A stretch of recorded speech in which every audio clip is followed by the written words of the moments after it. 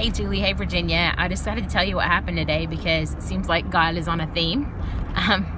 Got up this morning and was praying, and it was funny. Like, I was praying about maintenance issues on the plane, and God protected me. And number one, there were maintenance issues on the plane, and ended up switching planes. And anyway, but it's just funny all day long. There's been just neat stuff happening, and ended up in it. I was really praying about what we talked about, last night. Caleb's shaking his snow globe of New York. So cool. They probably get a lot of snow too. Anyway, I was praying about what we talked about the garden. And I think you guys remember that I had seen that when I was praying, but didn't know what to do with it. So I didn't really prophesy it. And you guys saw it. I think Virginia saw it. Maybe Julie, you saw it too. Well, here, check this out. This is crazy what happened today. I was in Atlanta and kept bumping into, just seeing messages about leading and leadership and things like that. And I thought, everywhere I looked, it was like stuff about leadership, and even a book title about leadership. And I was like, okay, Lord, I know you're saying something here.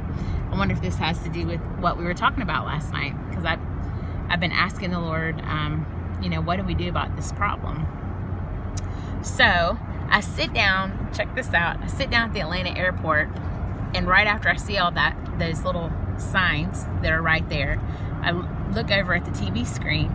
Get this, a video comes on, or a documentary, just like, not really a documentary, like a short little news thing or whatever, a story, and it's a lady who is planting gardens for schools. And it went through her whole story of providing nutrition for the kids and how much it was needed, and showed all the crops and the kids working on the crops. And the kids actually make it a part of their school day every day to do the gardening. And they learn about all of that, and then they get to eat vegetables. And she was just doing it, of course, in a healthy way. But I thought, this could be something that you could also incorporate discipleship into, because you could use the growing of the crops and the different things that happen with them as object lessons for the kids to be discipled and to know more about the Lord. With creativity, you could apply those things. And so I just thought that was crazy. So then I get on the plane on the way home, the last flight, and end up sitting by a guy who does like funding for startups. And he's a Christian, strong Christian man. I have his card.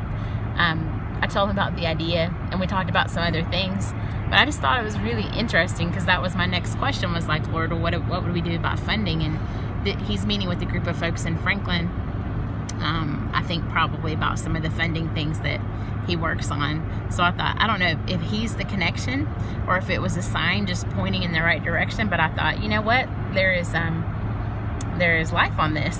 So I wanted to suggest to you, and I'm sure you guys have thought through that, I had an idea of something you could call something like Seeds for Schools, and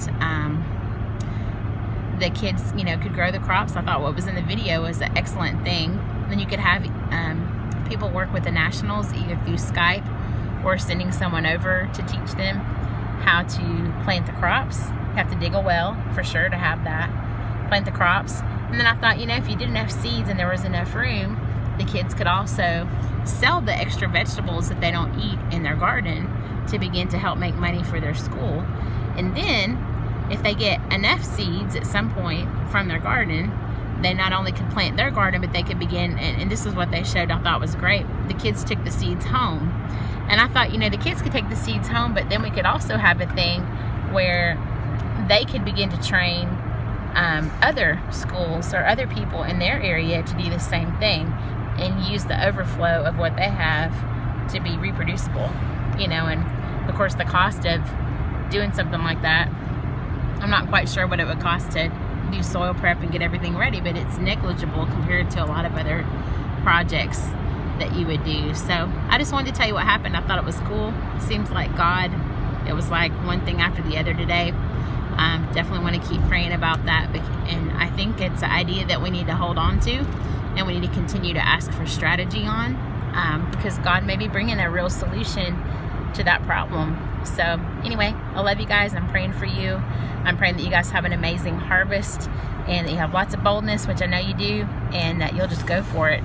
with whatever God tells you to do. Love you guys. Bye. And Caleb says, hey. Hey.